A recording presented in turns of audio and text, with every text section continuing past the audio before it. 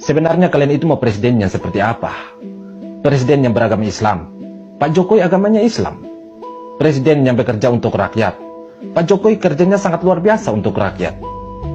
Bahkan keringatnya sudah menetes hingga ke seluruh Nusantara. Lalu kalian mau presiden yang seperti apa?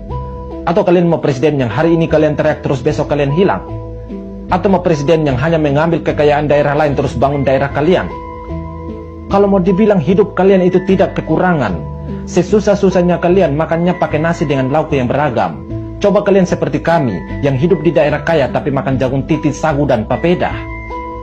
Kalian itu juga terlihat sudah berumur, harusnya mampu mengajarkan kepada kami muda-mudi bangsa bagaimana caranya sopan santun.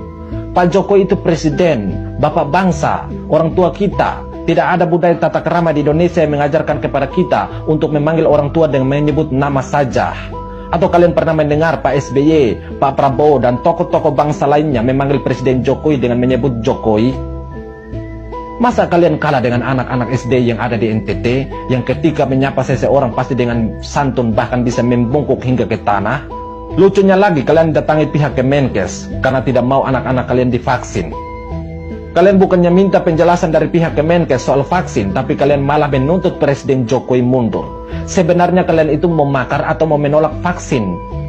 Lagian Presiden Jokowi itu kediamannya di istana, bukan di Kemenkes. Kenapa kalian malah teriak-teriak Jokowi mundur di Kemenkes? Kalau tidak mau anak-anak kalian divaksin, ya sudah jangan divaksin. Atau kalian bisa datangi pihak sekolah, datangi pihak Dinas Pendidikan Kota setempat agar minta anak-anak kalian jangan divaksin, maka urusan selesai. Kenapa malah bikin gaduh di Kemenkes? Gubernur kalian itu juga perpanjangan tangan dari pihak pemerintah pusat. Kenapa kalian tidak tanyakan dulu ke gubernur kalian? Atau kalian mau beranggapan bahwa gubernur kalian itu kerjanya tidak becus, makanya kalian langsung ke pihak pemerintah pusat? Dengan melangkahi pemerintah daerah saja, itu sudah menunjukkan bahwa kalian itu tidak tahu aturan, terutama aturan soal penanganan COVID dan aturan soal masa jabatan presiden. Lalu bagaimana kami sebagai rakyat mau percaya pada kalian? Lalu kira-kira kalian itu tahu tidak siapa pengganti presiden apabila presiden mundur di tengah masa jabatannya? Kalian masih ingat tidak sejarah Indonesia ketika Presiden Soeharto mundur? Siapa pengganti Presiden Soeharto waktu itu? Adakah aktivis 98 yang menjadi presiden mengganti Presiden Soeharto? Adakah Pak Amin Rais yang menjadi presiden waktu itu? Atau apakah Pak Habibie yang menggantinya karena beliau adalah wakil presiden?